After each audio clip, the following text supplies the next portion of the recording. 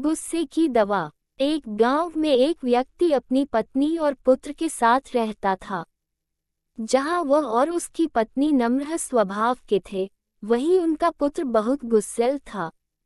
वो हर समय चिढ़ा हुआ रहता था और बात बात पर गुस्सा हो जाया करता था। गुस्सैल स्वभाव के कारण उसकी किसी से नहीं बनती थी। आए दिन उसका आस पड़ोस के लोगों से झगड़ा होता रहता था। उसे कोई पसंद नहीं करता था। उसके कोई दोस्त नहीं थे। माता पिता अपने पुत्र को लेकर चिंतित थे। वे चाहते थे कि उसके स्वभाव में परिवर्तन आ जाए, लेकिन लाख समझाने पर भी उसका गुस्सा जस का तस रहा। एक दिन गांव में एक सन्यासी का आगमन हुआ। वह विचित्र तरीकों से लोगों के जीवन में सकारात्मक परिवर्तन लाने के लिए लोकप्रिय थे। जब माता पिता ने उनके बारे में सुना, तो अपने पुत्र को लेकर उनके पास पहुंचे और बोले, बाबा, ये हमारा पुत्र है। समस्या ये है कि इसे गुस्सा बहुत आता है। गुस्से पर इसका कोई नियंत्रण नहीं है। ये हर किसी से लड़ पड़ता है। हमारे समझाने का भी इस पर कोई असर नहीं होता। आप कुछ ऐसा करें कि ये गुस्सा करना छोड़ दे। सन्यासी ने कहा, ऐसा करो, आप अपने पुत्र को आज दिन भर के लिए मेरे पास छोड़ जाओ। माता पिता ने वैसा ही किया। वे अपने पुत्र को सन्यासी के पास छोड़कर घर चले गए। सन्यासी ने लड़के से कहा, पुत्र, मैं तुम्हें एक काम देता हूँ, क्या तुम वह करोगे? लड़का भी अपने गुस्से से परेशान था और चाहता था कि उसकी यह आदत छूट जाए।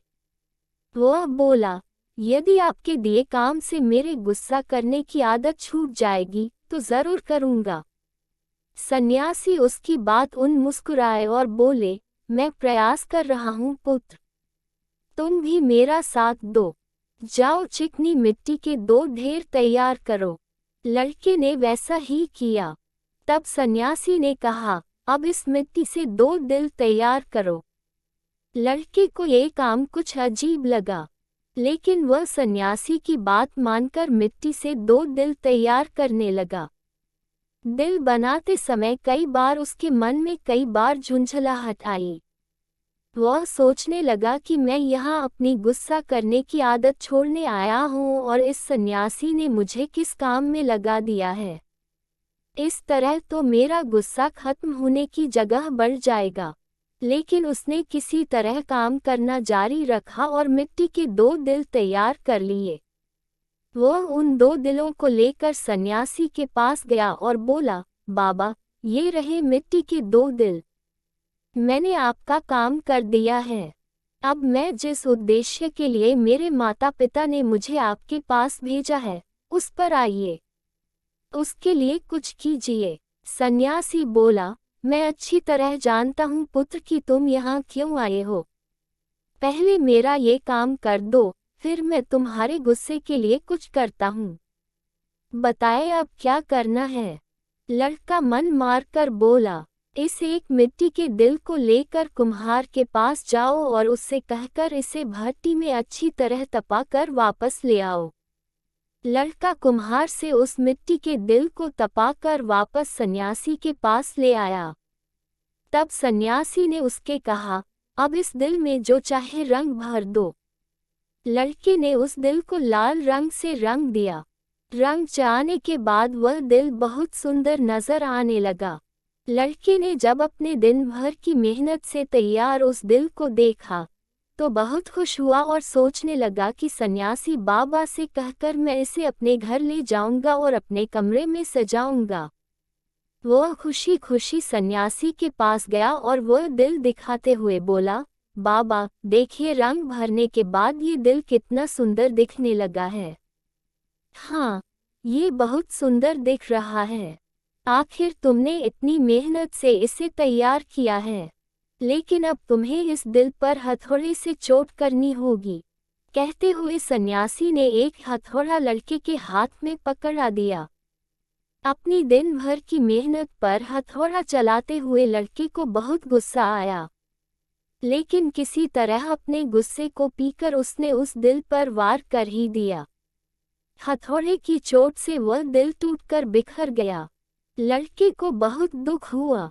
वह बोला, बाबा, मेरे दिन भर की मेहनत बर्बाद हो गई। लेकिन सन्यासी ने उसकी बात पर ध्यान नहीं दिया और मिट्टी का बना दूसरा दिल उसे देते हुए कहा, अब इस दिल पर भी हथौड़े से वार करो। लड़के ने वैसा ही किया, लेकिन हथौड़े के वार से उस दिल पर हथौड़े का निशान उभर आया, लेकिन वह टूटा नहीं। लड़का आश्चर्यचकित होकर कभी उस दिल को तो कभी सन्यासी को देखने लगा।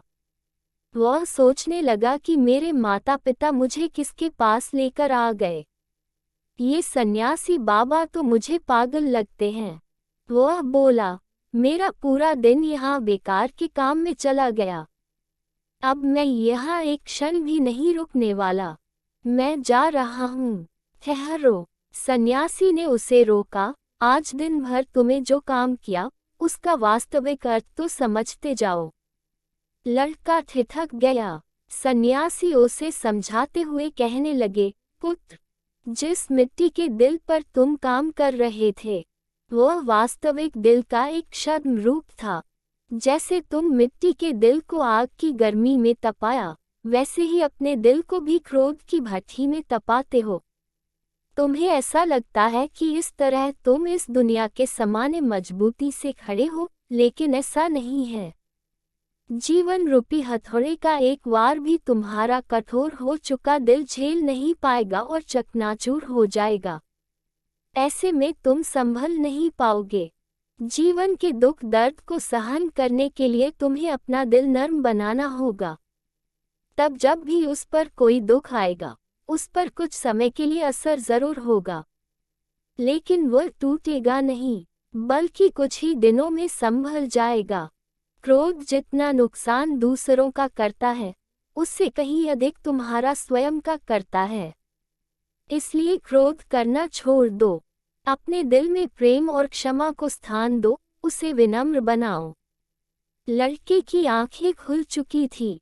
उसे सन्यासी को वचन दिया कि वह अब से अपने क्रोध पर काबू रखेगा और अपना व्यवहार सुधारेगा। सीख: क्रोध जितना नुकसान दूसरों का करता है, उससे कहीं अधिक तुम्हारा स्वयं का करता है। इसलिए क्रोध करना छोड़ दो। अपने दिल में प्रेम और क्षमा को स्थान दो, उसे विनम्र बनाओ। तो दोस्तों, आपको ये कहानी कैसी लगी? यदि आपको कहानी पसंद आई हो तो लाइक, शेयर, कमेंट करें और चैनल पर पहली बार आए हो तो सब्सक्राइब करना मत भूलना। धन्यवाद।